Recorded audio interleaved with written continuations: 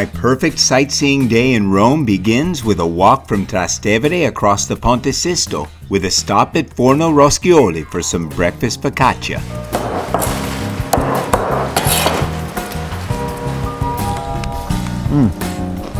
Good breakfast. From here, it's only a 5-minute walk to Rome's Piazza Navona, a Baroque architectural masterpiece and center for culture and vibrant activity in a city teeming with both. It owes its long oval shape to originally being a sports stadium constructed by the Emperor Domitian in the 1st century. Since its emergence as a public market space in the late 15th century, the main attractions here have always been the fountains.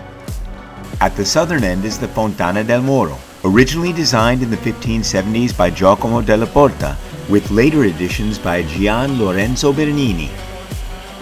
It depicts a Moorish figure standing in a conch shell, wrestling a dolphin while surrounded by 4 tritons shooting water from their mouths.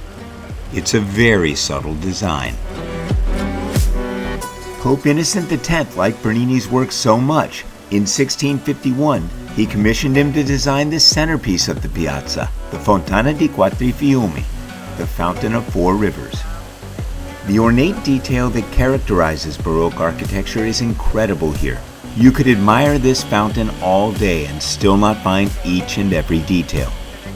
Seemingly floating above the fountain is the obelisk Pamphilis, brought to the piazza and restored by Pope Innocent X, a 2,000-year-old Egyptian-style piece with hieroglyphs honoring 3 Roman emperors. The 50-foot granite obelisk is topped with a dove holding an olive branch, honoring the Pamphili, Pope Innocent's family. Yeah, it's nice to be the Pope. He also commissioned Girolamo Rinaldi, the family architect, to build the Church of Sant'Ignace in Agone, but he was eventually replaced by someone outside the family, Francesco Borromini. Another 5 minutes along the streets will bring you to the Pantheon, the largest freestanding concrete dome in the world and one of the best preserved ancient Roman sites.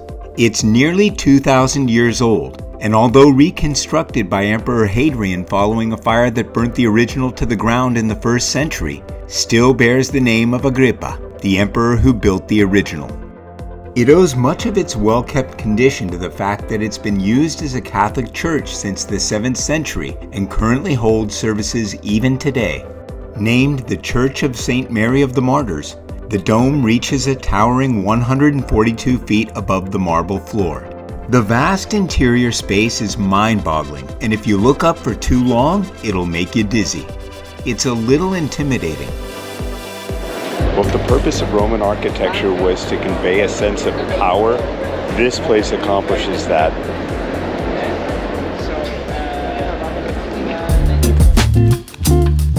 On your 10-minute walk to our next stop, take some side streets and pick up some fresh fruit to snack on at the many farmers markets you'll find along the way. Next stop, the Trevi Fountain. Few sites in Rome can rival the fame of this 18th century Baroque masterpiece designed by Niccolo Salvi. It gets its name from being at the junction of 3 roads, Trevia. See what they did there? You'll notice some similarities in the details with Bernini's fountains in the Piazza Navona, and that's because he was commissioned to make some of the designs here. Hey, I know that dude. The 10-minute walk to the final stop on our walk will take you along the premier luxury shopping street in Rome, the Via dei Condotti. This is where you'll find all the famous designers and luxe shops. Not exactly my style, but it's always fun to see how the other half lives. My final destination for this walk is the Spanish Steps. Completed in 1725, the 135 steps reach an elevation of 100 feet.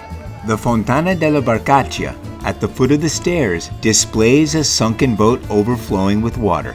It's another Bernini design, but not the same one from the other places. It's Pietro Bernini, his son. Yeah, the popes like to keep it all in the family. The house to the right at the bottom is where poet John Keats died in 1821. Leave it to Keats to find the coolest place in Rome to shed his mortal coil. After seeing Roman Holiday as a kid, The Spanish Steps was one of those bucket list places to see, but once you get here and snap your pics, then what?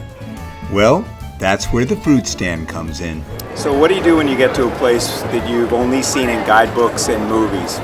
Well, you get a bite to eat, grab a seat, and start people watching. When in Rome.